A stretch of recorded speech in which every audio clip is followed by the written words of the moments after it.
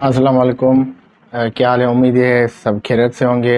हाल ही में जो अफसोसनाक वाक़या हुआ था स्वीडन में, स्टॉकहोम जो इसका कैपिटल है, उसके शहर में मस्जिद के आगे 28 जून को, जिसमें नऊज़ बिल्लाह कुरान के एक नुस्खे को जलाया गया था। ये सारी न्यूज़ आपने सुन ली होगी, लेकिन मेरा जो इस वीडियो का बनाने का जो बेसिकली मकसद है, वो मकसद ये है कि जो उसने नऊज़ बिल्लाह जो कुरान जलाया था, उसकी जो इंटेंशन थी, उसका जो पर्पस था वो क्या था। काफ़ी मुसलमान ये समझ रहे हैं कि ये बस ऐसे ही जो है ना अपना बुग़्ज़ निकालने के लिए उसने ये वीडियो भरा था, और जो उसने कोर्ट से अपील की थी। तो इस वीडियो में इंशाल्लाह हम जानेंगे कि उसका पर्पस क्या था, इसके बिहाइंड ये घटिया अमल करने का। तो इंशाल्लाह वो डिस्कस करेंगे, उसका हल भी मतलब तलाश करेंगे कि कैसे ये इस मतलब जो आने वाले वाक़यात हैं इनसे हम बच सकते हैं, और नऊज़ बिल्लाह आगे वाली जो भी ब्लास्फेमीज़ हैं या जो भी ये अमल करते हैं जिनको मुसलमानों से ठेस पहुंचती है, उसको कैसे रोका जा सकता है। तो काइंडली इस वीडियो को पूरा देखिएगा कि ताकि आपको सही मालूमात मिल सके कि उसका पर्पस क्या था। तो मैं एक शार्ट इसका ब्रीफ हिस्ट्री दूंगा इस लड़के का, जो सलमान मोमी का नाम है, सलमान मोमी का, जो कि बेसिकली इराकी है और क्रिश्चियन है। मुझे पहले लगता था ये मुसलमान है या मुस्लिम है, लेकिन ये क्रिश्चियन है, इमिग्रेंट है। और ये एक इसका जो स्वीडन में जो इसका स्टेटस है वीज़ा का, वो है रेफ्यूजी। ठीक है, रेफ्यूजी कहते हैं पनाहगीर, जो दूसरे मुल्क से आते हैं। इसका अब मैं इसके डिटेल में नहीं जाते कि ये बेसिकली क्या है। इसका बेसिकली बैकग्राउंड ये था कि इराक में जो है ना, ये बड़े स्टंट करता था, डिफरेंट इसने ऑर्गेनाइजेशन ज्वाइन की हुई थी जस्ट अपने फ़ायदे के लिए।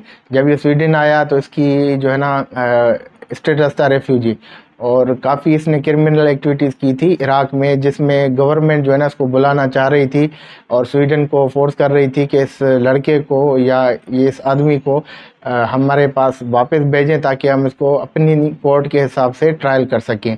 लेकिन जब इस लड़के ने देखा कि मुझे वापस भेज देंगे, सज़ा होगी, तो उसने क्या किया कि ये नऊज़ बिल्लाह कुरान की बेहरमती की और सरेआम नुस्खे को जलाया, ताकि एक बड़ा गुस्सा आए लोगों की तरफ से और मुझे थ्रेट्स मिले, ताकि जो है ना मैं स्वीडन वालों को कह सकूं कि मुझे दूसरे कंट्री से मुझे ख़तरा है, मुझे काइंडली ये जो रेफ्यूजी स्टेटस है उसको बरकरार रखें और कहीं दूसरे कंट्री में डिपोर्ट ना करें।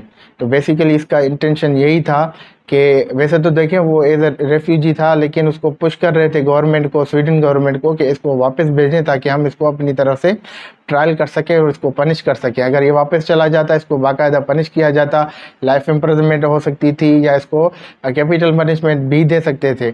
लेकिन ये इसने बचने के लिए ये अमल किया था अकॉर्डिंग टू इराकियन गवर्नमेंट। जो बाकायदा फॉरेन आर्टिकल है वो मैंने पढ़ा था, ऐसे ही मैं वीडियो नहीं बना रहा, बाकायदा इस पर मैंने रिसर्च की है। देखिए लोकल मीडिया पे आप इसको ये नहीं चला था कि बेसिकली इसका इंटेंशन क्या था, ये मैं आपको बता रहा हूँ। और मैंने अच्छा ये किस्सा यहीं तक नहीं रुकता, मैंने फॉरेन आर्टिकल में ये भी पढ़ा था कि उसने डिमांड की थी फिर से स्वीडन गवर्नमेंट को कि मुझे दूसरी दफ़ा नऊज़ बिल्लाह कुरान को जलाने की इजाज़त दी जाए पब्लिकली, और उसके साथ साथ मैं इराकियन फ्लैग भी जलाऊंगा।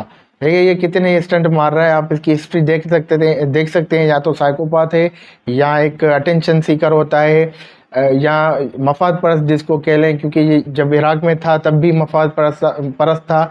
इसके व्यूज़ डिफरेंट थे, इसके सोशल मीडिया आप चेक कर सकते हैं, इसके व्यूज़ डिफरेंट थे। जब स्वीडन आया इसके व्यूज़ मतलब 180 डिग्री पे उलट गए, चेंज हो गए।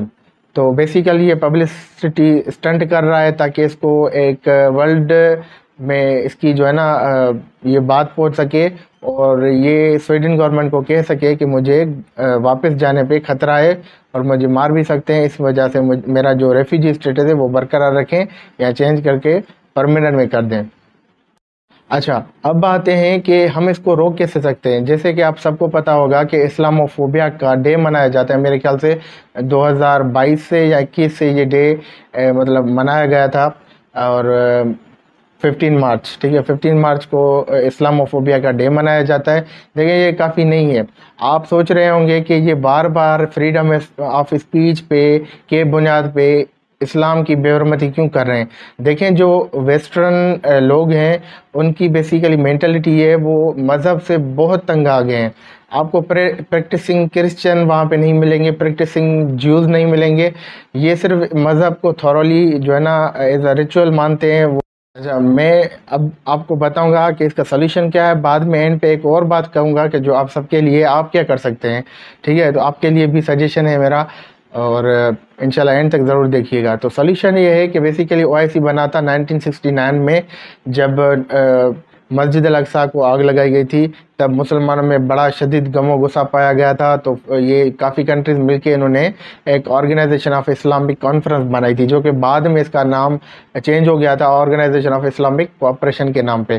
تو بیسیکلی اس آرگنائزیشن کا مقصد یہ تھا کہ کسی بھی ایشو جو مسلمانوں سے ریلیٹڈ ہوتا ہے اس پہ یکجا ہو کر ایک ہم آواز بن سکیں، دوسروں کو پیغام پہنچا سکیں. لیکن آپ دیکھیں گے کہ OIC کا جو رول رہا ہے وہ غیر فعال رہا ہے، ان کا ایک فنکشنل ایک آرگنائزیشن نہیں ہے.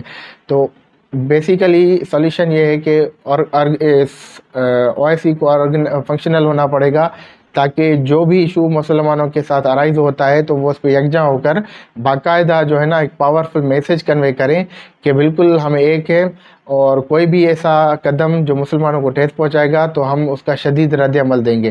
تو ویسے تو 57 کنٹریز ہیں، لیکن اس میں جو بڑے بڑے کنٹریز آتے ہیں اس میں پاکستان آ جاتا ہے، اس میں ٹرکی آ جاتا ہے، اس میں ملائیشیا آ جاتا ہے، آذربائیجان آ جاتا ہے، اور کافی ایسے کنٹریز آ جاتے ہیں، ایسا UAE آ جاتا ہے، سعودی عرب آ جاتا ہے.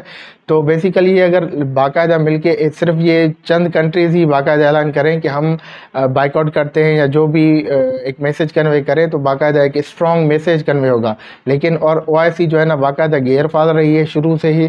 تو OIC کو جو ہے نا فنکشنل رہنا ہوگا ایک پیج پہ، اور باقاعدہ ان ویسٹرن کنٹریز کے ساتھ ایک چارٹر بنانا ہوگا جس میں ان کو یہ سارا کچھ بتانا پڑے گا کہ یہ چیزیں ہیں جن میں آپ فریڈم آف اسپیچ کا ایک اس کو یوز نہیں کر سکتے مسلمانوں کو یا اسلام کو ٹھیس پہنچانے کے لیے. اچھا، جو میرا لاسٹ میں میسج ہے وہ آپ سب کے لیے ہے، اور اس میں بھی آ جاتا ہوں. ٹھیک ہے، سب آ جاتے ہیں. دیکھیں قرآن میں سورہ فرقان میں آیت نمبر 30 ہے، جو کہ آپ کی اسکرین پہ آ جائے گی، جس میں یہ مطلب یہ ہے کہ جب قیامت ہوگی تو حضور کا صلی اللہ علیہ وسلم اللہ سے شکایت لگائیں گے کہ یا اللہ، اس امت نے، میری امت نے میرے قرآن کو پیٹھ پیچھے کر دیا تھا. پیٹھ پیچھے کرنے کا مقصد مطلب اس میں یہ نہیں ہے کہ وہ قرآن نہیں پڑھتے تھے. ماشاءاللہ سب الحمدللہ جو ہے نا قرآن پڑھتے بھی ہیں، حافظ قرآن بھی ہیں. یا یہ اس کا مطلب نہیں ہے کہ قرآن کو نہیں سمجھتے تھے. ماشاءاللہ سب سمجھتے ہیں، ترجمہ اویلیبل ہے، ٹرانسلیشن ایزیلی اویلیبل ہے ہر جگہ، اور کافی ایسی ورسز ہیں جو بار بار ریپیٹ بھی ہوتی ہیں. ٹرانسلیشن بھی سوشل میڈیا پہ موجود ہے، یہ نہیں ہے. اس کا جو بیسیکلی مقصد ہے وہ یہ ہے کہ پیٹھ پیچھے دکھانے کا یہ مقصد ہے، مطلب یہ ہے کہ جو ہے نا انہوں نے قرآن پہ جو پڑھا تھا، جو سمجھا تھا، اس پہ عمل نہیں کیا تھا. کافی ایسی چیزیں ہیں جس میں ان کو روکا گیا تھا، یہ چیزیں نہیں کرنی، وہ کرتے تھے پھر بھی، اور کافی چیزیں کرنے کا حکم دیا گیا تھا لیکن اس پہ عمل بھی نہیں کرتے تھے. تو بیسیکلی پیٹھ دکھانے کا مقصد یہ ہے. تو آپ سب سے گزارش ہے، آپ سب بھائیوں سے بہنوں سے یہ گزارش ہے، کائنڈلی اس قرآن کو پڑھیے، قرآن کو سمجھیے، اور اس کو اپنے طرز عمل میں لائیے.